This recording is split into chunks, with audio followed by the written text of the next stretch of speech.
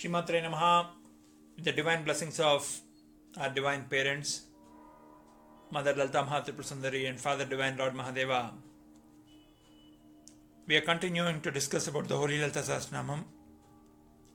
Today we will discuss the next namam that forms the basis of the Kundalini Yoga and Kundalini Tantram. KameshaAgnatha SouBhagya Mardavoru dwayanVita.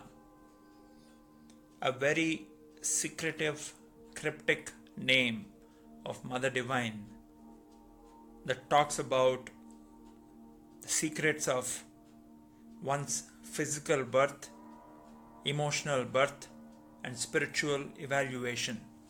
If one were to decode this name as is, KameshaAgnatha SouBhagya Mardavoru dwayanVita, those soft and beautiful ties are very secretively known and only known to Kamesha. This is what this namam means. And rightfully so, as our Divine Father is the husband of our Divine Mother, He alone can stand in front of her with a consciousness that He is her husband and nobody else can stand in front of the Mother with a sense of that he is a male or a man, and he is looking at the femininity or womanhood in the Mother. Many have come who have attempted at this with a lot of mistakes and fell into the abyss and the traps. For example, Ravanasura continued to pray to Mother Goddess Parvati and Shakti as the Divine Mother, but could not respect Sita and started to harass that Mother Divine Sita, therefore causing his own destruction. Vali was another great warrior who continued to pray to God Shiva and Shakti, but he continued to harass a lot of beautiful women to get the sensual pleasures out of them. Similarly, there are a lot of kings, warriors who lived on this universe, who have been wanting to own anything and everything beautiful. Now, the sensual pleasures or the falseness of the sensual pleasures can lead anyone to fall in the trap. Kubera, who is the greatest friends of Lord Shiva, who always stands next to Shiva with folded hands, once got completely eclipsed by Maya. Looking at the Mother Divine, he looked at those aspects of Mother that would trigger the manhood in him, and he started thinking that he was appreciating the beauty of a woman, forgetting he was standing in front of his very own Mother. And that thought process and Vakra Drishti caused Kubera to get squint as a warning, because Mother knows what Kubera's true worth is, so she corrected his Vakra Drishti by punishing him and blessing him with a Vakra Drishti rather than completely turning him into a blind person. This namam, KameshaAgnatha SouBhagya Mardavoru dwayanVita, talks about the very cryptic Kundalini Tantram, which is often abused, misused, and very wrongly represented in many forms across the web across many books that have been attempted, and Jagat Guru Adi Shankaracharya made a very detailed effort on how not to misunderstand the Kundalini Tantra.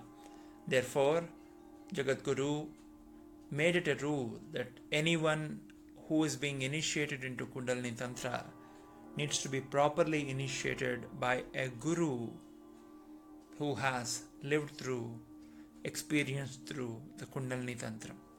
What is this Kundalini? Kundalini is supposed to be a 3.5 coiled serpent-like or a snake-like dormant energy that lies at the base of all of our spines, with its tail being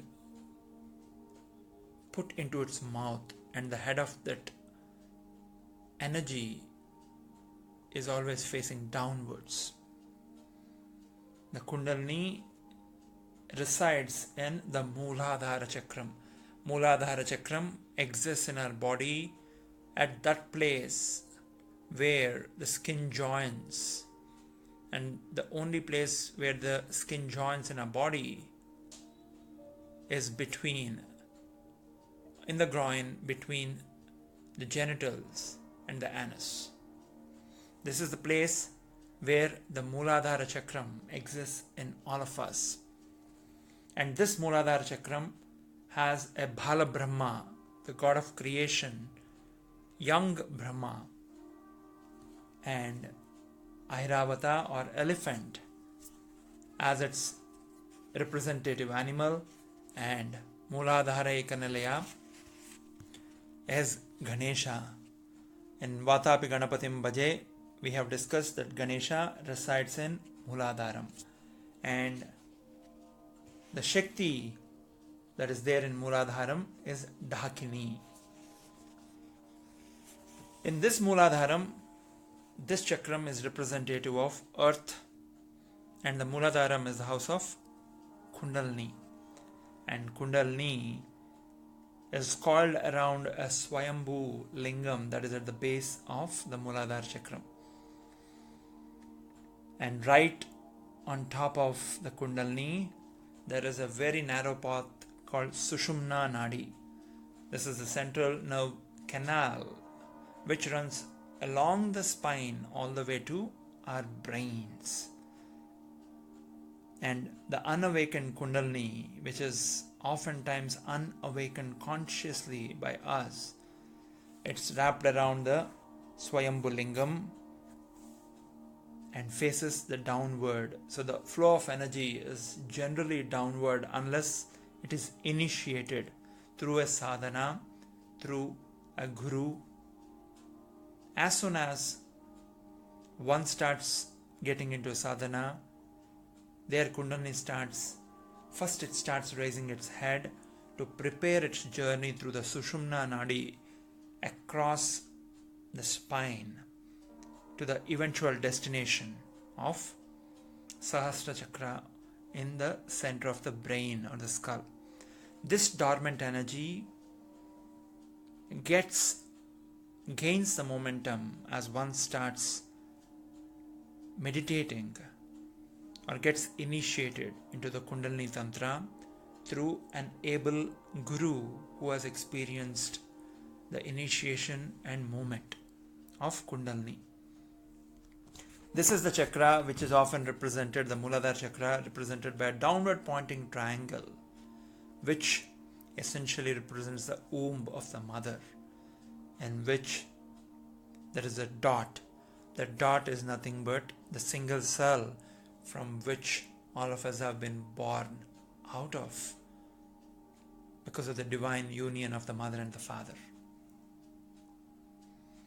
And this downward triangle has the three sides which essentially represent the Ida, the Pingala and the Sushumna. At the time of the divine union of the mother and father, what happens? The Kundalini gets consciously awakened, and the Ida, Pingala, Sushumna start vibrating in the same frequency, therefore helping the sperm and the egg fertilize and give birth to life. This is the Bala Brahma who is there in the Muladhara Chakram, who represents the creation of life by initiating the Kundalini at the base of Muladharam. Muladhara Chakram is represented by element earth.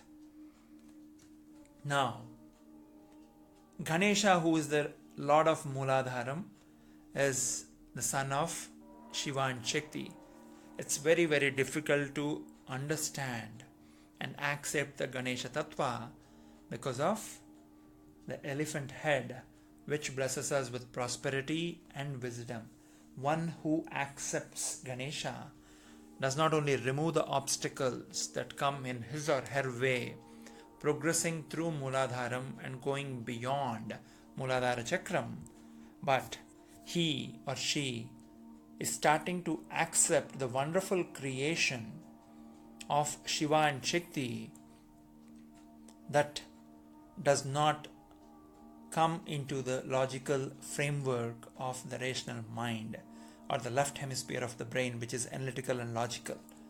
Once you are able to surpass the analytical and logical part of the mind and get into the right hemisphere of the brain, where spirituality often takes its genesis, you start accepting the external form of the Vigneshwara Tattva, which becomes the Vigna Nashaka, removing all the obstacles that come in one's way, because he opens the passage of Kundalini through the Sushumna Nadi. Now this namam of Lalita Sahasranamam, KameshaAgnatha SouBhagya Mardavoru dwayanVita, covers the second chakram, Swadhisthana Chakram, as well. Swadhisthana is typically represented at a little above the genitals of the individual, and this is often the place where most of the humans are stuck at, because they are not able to go beyond the sensual pleasures. When each of us becomes Kama plus Isha, irrespective of the gender, male or female, all of us have a desire to procreate and recreate. When that Kama plus Isha is Ishanam Sarvavidyanam, Ishwaram Sarvabhutanam, Brahmadipati, Brahmanodipati, Brahma, Shivo me astu sada Shivom. One who has all the knowledge but moves with desire produces a meaningful offspring that is required for continuity of life on this planet. When Isha is not there, just Kama moves, then he will be turned into ashes by Ishvara. That's the reason Kamesha, who KameshaAgnatha SouBhagya Mardavoru dwayanVita. When a wise person moves with a rightful desire, whether it's spiritually inclined, in Tantra there are certain sadhanas that some Vamachara yogis in Adi Shankara's Dasanama system, they are beyond human comprehension, and we cannot apply our logic and rational framework to it. They do follow certain rituals that are beyond the normal human's comprehension. And when the normal householders like us become that Kamesha Agnatha SouBhagya Mardavoru dwayanVita, means those secretive sensual pleasures are known to that significant other of which are often our life partners. And this is where the Swadhisthana Chakram comes. Swadhisthana Chakram essentially is ruled by water. The Tattvam element is water, and the animal that rules Swadhisthana is crocodile. And the Lord, there is a Shakti and there is a Tattva, God in Swadhisthana, whom we will discuss in the next namams. But this namam of Mother, KameshaAgnatha SouBhagya Mardavoru dwayanVita, takes us and initiates our Kundalini as Kundalini Yoga from Mooladhara Chakram, taking it all the way to Swadhisthana Chakram, which is essentially controls all our sensual pleasures and connected to the moon and moon energy, just like the tides are connected to the pull of the moon. The Swadhisthana Chakram is also connected to the moon. We will discuss this namam and Swadhisthana Chakram, its effects in detail in the other names to come. Stay blessed. Continue to stay focused on the Divine Parent's feet. Spread the bliss around. Shree Maathrey Namaha.